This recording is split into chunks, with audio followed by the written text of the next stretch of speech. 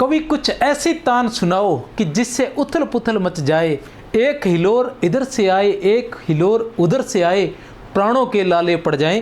तो नमस्कार दोस्तों, मैं डॉक्टर कुलदीप कुमार। तो मैं समझ सकता हूँ आपके दिल का हाल कि प्राणों के लाले पड़े हुए हैं। रीट पात्रता परीक्षा जो है वो आ गई है नज़दीक, जनवरी में डेट आ गई है उसकी, और आप सब उसकी तैयारी में लग गए हैं। लेकिन कुछ विद्यार्थी जो है बड़े संशय से भरे हुए हैं। वो विद्यार्थी है वरिष्ठ अध्यापक की तैयारी करने वाले और व्याख्याता की तैयारी करने वाले। अब उन्होंने पूरा ध्येय बना रखा था, क्योंकि जैसा कि माहौल था कि वरिष्ठ अध्यापक की जो वैकेंसी है वो पहले आने वाली है और उसके साथ साथ व्याख्याता की जो वैकेंसी है वो भी आने वाली है, तो वो तैयार थे और पूरी तरह से उसी में डटे हुए थे। अब वो पूरी तरह से संशय में भर गए हैं, उथल पुथल मच गई है पूरी तरह से। वो सोच रहे हैं बार बार कि क्या किया जाए, व्याख्याता की तैयारी की जाए, वरिष्ठ अध्यापक की तैयारी की जाए, या फिर रीट पात्रता परीक्षा की तैयारी की जाए, या कहने से तात्पर्य जो क्वालिफाई हो चुके हैं रीट पात्रता परीक्षा में तो फिर तृतीय श्रेणी अध्यापक की तैयारी की जाए, किसकी तैयारी की जाए। तो यही बात मैं आप लोगों के साथ आज शेयर करने वाला हूं, और बड़ा ही आराम से सीमित शब्दों के अंदर मैं आप सभी को ये बता दूंगा कि किसको किसकी तैयारी करनी चाहिए, ठीक है ना। बाकी आप पर डिपेंड करता है रीट वरिष्ठ अध्यापक व्याख्याता। तो एक सीधी सी बात है कि कोई भी विद्यार्थी जो इन दोनों की तैयारी कर रहा है, ठीक है ना, वरिष्ठ अध्यापक और व्याख्याता की, इनमें से किसी एक की भी तैयारी कर रहा है तो उसको कोई समस्या नहीं है, क्योंकि दोनों एक जैसे ही है, ज़्यादा अंतर नहीं है। उस दिन मैंने बताया था 80% से अधिक इनका पाठ्यक्रम मिलता है। तो वो किसी की भी तैयारी कर रहे हैं, जिसकी भर्ती पहले आएगी उसमें लग सकते हैं। और अगर परमानेंट आपने लक्ष्य बना लिया तो उसका तो कोई मुकाबला नहीं होता। इंसान को लक्ष्य तो एक ही रखना चाहिए, एक रखेंगे तो आपको 100 में से 100% कामयाबी मिलती है। मैंने बहुत से ऐसे विद्यार्थियों को देखा है जो बार बार, आप देख रहे होंगे कि जो एक बार लग जाता है वो बार बार लगता है। बार बार क्यों लग जाता है? क्योंकि उसके बाद एक बार लगने के बाद उसका जो लक्ष्य होता है वो एक हो जाता है। कोई विद्यार्थी अगर कांस्टेबल लग गया तो उसके बाद वो लक्ष्य रखेगा आरएएस का, ठीक है ना, या व्याख्याता का। अब वो जैसे ही व्याख्याता का लक्ष्य रखेगा तो वो व्याख्याता बन जाएगा, पहली बार नहीं तो दूसरी बार में 100% बन जाएगा। लेकिन जब तक हम बेरोजगार रहते हैं तब हम बहुत मेहनत करने के बावजूद भी हम लग नहीं पाते। उसके पीछे कहीं ना कहीं एक कारण ये रहता है कि हम जैसे रीट आती है हम रीट की तैयारी लग जाते हैं, फिर जैसे पटवार आती है हम पटवार की तैयारी लग जाते हैं, फिर जैसे व्याख्याता की आई हम व्याख्याता की तैयारी करने लग जाते हैं, जैसे वरिष्ठ अध्यापक की आई हम वरिष्ठ अध्यापक की। तो कहीं ना कहीं वो समस्या क्रिएट होती रहती है, हम उस उलझन में पड़े रहते हैं। लेकिन ये मजबूरी रहती है, क्योंकि बेरोजगार विद्यार्थी जो है वो बार बार यही सोचता है कि जितना जल्दी हो सके वो जो भी खुद कहीं जॉब लग जाए तो जो घर वालों पर जो एक्स्ट्रा जो बोझ पड़ रहा है वो थोड़ा कम हो जाए। तो उस वजह से वो बार बार कोशिश करता है कि कहीं ना कहीं जॉब मिल जाए। लेकिन इन दोनों के बारे में मैं बता देना चाहता हूँ कि वरिष्ठ अध्यापक और व्याख्याता इन दोनों की तैयारी कर रहे हैं तो कोई समस्या नहीं है। इसके बारे में पहले भी मैं बता चुका हूँ, दोनों का पाठ्यक्रम के बारे में बता चुका हूँ, हिंदी के विशेष करके। तो ये तो कोई समस्या नहीं है। लेकिन समस्या यहाँ आ जाती है क्योंकि रीट में और इन दोनों में रात और दिन का अंतर आ जाता है, बहुत अधिक अंतर है, रात दिन का इन दोनों में अंतर आ जाता है।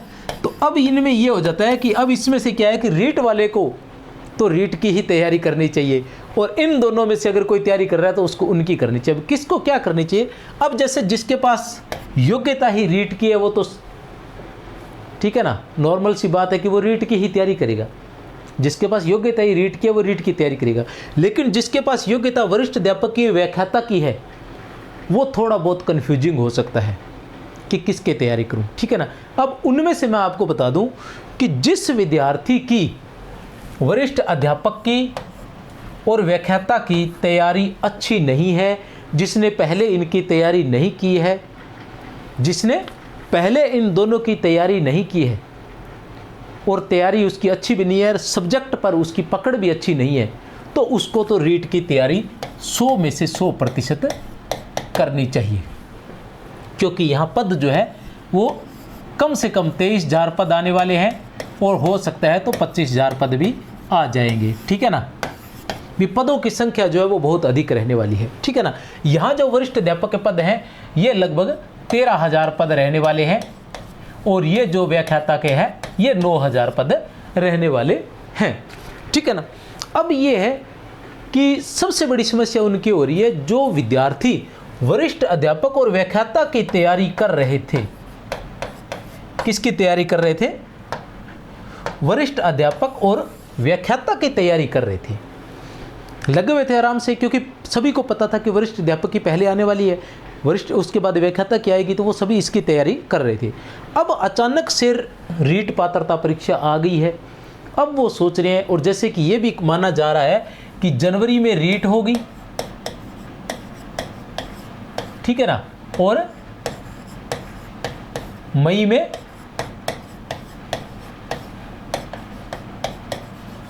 तृतीय श्रेणी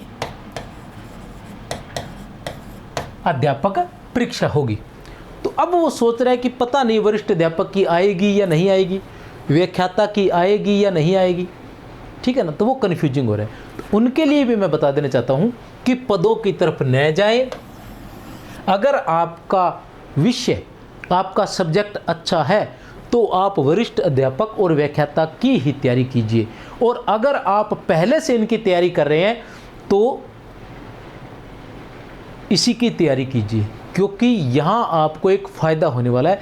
फ़ायदा ये होने वाला है कि अधिकतर विद्यार्थी जो है वो कंफ्यूज है, और वो पदों की संख्या देखकर इधर ज़रूर दौड़ेंगे, और जैसे ही वो इधर दौड़ेंगे और आपने अपने आप को स्ट्रोंग कर लिया वरिष्ठ अध्यापक और व्याख्याता की तैयारी के लिए, तो यहाँ आपको डबल फायदा होने वाला है, डबल प्रॉफिट। डबल प्रॉफिट कैसे होने वाला है मैं आपको बता दूं।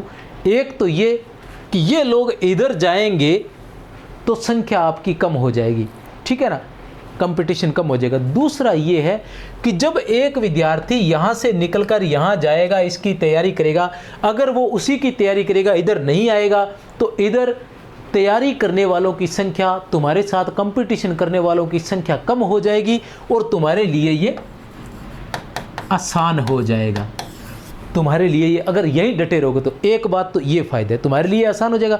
दूसरा फ़ायदा ये है कि तुम जिसकी तैयारी कर रहे हो उसी की तैयारी कर रहे हो, क्योंकि पहले तुमने एक या दो बार, अगर पहले तुमने परीक्षा दी है तो पहले एक या दो बार तो तुम 3 बार पाठ्यक्रम कर चुके हो। अगर पहले परीक्षा नहीं दी है और सिर्फ तैयारी कर रहे हो तो भी आप लोग कम से कम एक या दो बार, कम से कम एक बार तो पाठ्यक्रम पढ़ ही चुके होंगे, एक बार नहीं तो आधा तो पढ़ ही चुके हो। तो तुमने वहाँ से शुरू करना है, और नहीं तो वापस यहाँ जाके 0 से शुरू करोगे, ठीक है ना, और फिर वहाँ से भाग के यहाँ आओगे तो वापस वही 0 से करोगे, तो भागते ही रहोगे, तैयारी नहीं करोगे क्या, ठीक है ना। तो इसके लिए ज़रूरी है कि यही डटे रहे। 2 फायदे होंगे यहाँ आने पर आपको, ठीक है ना। और दूसरी रही बात पोस्ट की, ठीक है ना, दूसरी रही बात पोस्ट की कि पोस्ट इसकी आ गई, तो ये तो एज ए पात्रता परीक्षा है, ये उसी प्रकार की परीक्षा है जिस प्रकार की वरिष्ठ अध्यापक और व्याख्याता बनने के लिए बीएड की परीक्षा देनी पड़ती है, ठीक है ना। ये उसी प्रकार की परीक्षा है, पात्रता परीक्षा जो है उसी प्रकार की परीक्षा है जैसे वरिष्ठ अध्यापक और व्याख्याता बनने के लिए न्यूनतम क्वालिफिकेशन क्या है, बीएड है, और इधर क्या है, तृतीय श्रेणी अध्यापक के लिए क्या है, रीट है। तो उसी प्रकार की परीक्षा है वो।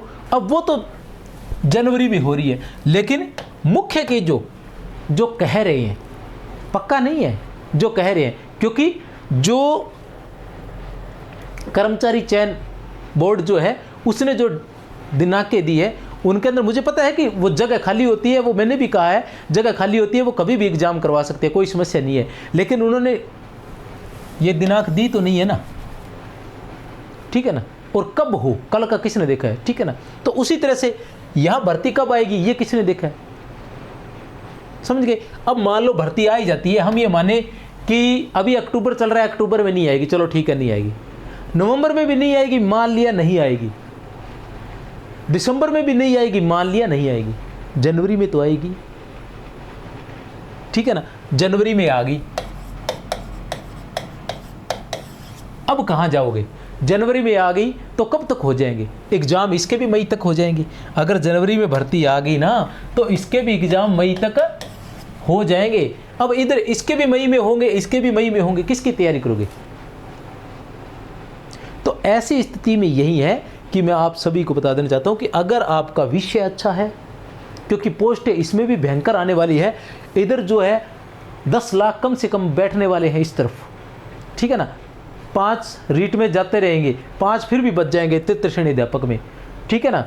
और इधर जो है इधर लाख 1.5 लाख से ज़्यादा नहीं होंगे, लाख या 1.5 लाख से ज़्यादा विद्यार्थी नहीं होने वाले, लाख 1.5 लाख ही बैठते हैं। तो यहाँ आपको बहुत ज़्यादा फ़ायदा होने वाला है। 9,000 पद आने वाले हैं और 13,000 पद आने वाले हैं वरिष्ठ अध्यापक में, ठीक है ना। तो आप इसकी डट कर तैयारी कीजिए।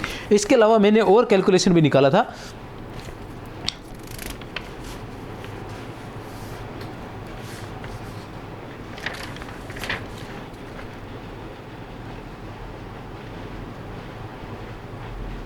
और विशेषकर हाँ, उनके लिए जो कामकाजी महिलाएं हैं या जो कामकाजी विद्यार्थी हैं, ऐसे विद्यार्थी, कहने से तात्पर्य ऐसे विद्यार्थी जो मतलब काम के साथ साथ पढ़ रहे हैं, जो साथ में काम भी कर रहे हैं और साथ में पढ़ भी रहे हैं, या जो जॉब भी लगे हुए हैं, जैसे मान लो किसी अन्य क्षेत्र में वो जॉब कर रहे हैं, चाहे गवर्नमेंट जॉब कर रहे हैं। तो ऐसे विद्यार्थियों को अपना लक्ष्य नहीं चेंज करना चाहिए, क्योंकि उनके पास वैसे सीमित समय है, उनको दौड़ने में वैसे भी लंबा समय लगने वाला है। तो ऐसी स्थिति में उनको तो बिल्कुल ही अपना लक्ष्य, अगर कोई महिला है, घरेलू महिला है, घर के कामकाज करने के बाद वो पढ़ रही है, या कोई छोटी बड़ी किसी प्रकार की प्राइवेट जॉब करने के साथ वो पढ़ रही है, तो उस महिला को अगर वो वरिष्ठ अध्यापक की तैयारी कर रही है या व्याख्याता की तैयारी कर रही है, तो उसको पदों के लालच में नहीं आना चाहिए। इतना आसान वो भी नहीं है, ठीक है ना। पदों के लालच में नहीं आना चाहिए, लगातार यहीं डटे रहना चाहिए, ठीक है ना। और एक जो मतलब मैं आपको मतलब डराना नहीं चाहता हूँ, ठीक है ना, लेकिन मैं फिर भी ये कहना चाहता हूँ, क्योंकि यहाँ आप अगर लगे रहेंगे ना, अगर आप लंबे समय से यहाँ लगे हुए हो, तो इस बार आपको सफलता निश्चित है। लंबे समय से लगे हुए हो तो इस बार उनके लिए कह रहा हूँ जो महिलाएं, ठीक है ना, घरेलू कामकाज के साथ पढ़ रही हैं, अगर आप लंबे समय से लगे हुए हो तो इस बार आपको सफलता निश्चित है। आप अपना ध्यान न भटकाएं। और अगर लंबे समय से नहीं है तो लगातार इसमें प्रयास करने से कोई साल और लग जाएगा, क्या है, लेकिन होगा तो ना। आपका एकदम तैयारी तो एक ही चीज़ में रहोगे तो परफेक्ट तो होंगे ना, एक वर्क करने से, क्योंकि ये तो सारा संसार ही मानता है कि परफेक्ट जो है वो इंसान एक ही क्षेत्र में होता है, सभी क्षेत्र में परफेक्ट नहीं हो सकता। और सभी क्षेत्र में मीडियम होने से अच्छा है कि एक क्षेत्र में आप परफेक्ट हो जाइए, ठीक है ना। सभी क्षेत्रों में मीडियम होने से अच्छा है कि एक क्षेत्र में परफेक्ट हो जाइए। तो वो ये क्षेत्र है, अपने आप को एक क्षेत्र में परफेक्ट बनाइए। मेरा कहने का मतलब ये नहीं है कि आपको यही करवानी है, ठीक है ना। मैं इसलिए कह रहा हूँ कि आपका अगर सब्जेक्ट अच्छा है, इसकी तैयारी कर रहे हैं, तो जो कामकाजी महिलाएं इसकी तैयारी कर रही हैं लंबे समय से, वो इसकी ही तैयारी करें, वो उनके पीछे न दौड़ें, ठीक है ना, वो इसकी ही तैयारी करें। कहने से तात्पर्य है कि कामकाजी महिलाएं अपना लक्ष्य चेंज न करें, जिसकी आप तैयारी कर रहे हैं लगातार उसी की तैयारी करते रहे और उसी में लगे रहें। तो इसी के साथ बहुत बहुत शुभकामनाएं। भर्ती आने वाली है, तैयार हो जाइए और डटकर तैयारी कीजिए, बातों में समय न गवाइए। मेरी तरफ से बहुत बहुत शुभकामनाएं। जय हिंद, जय भारत।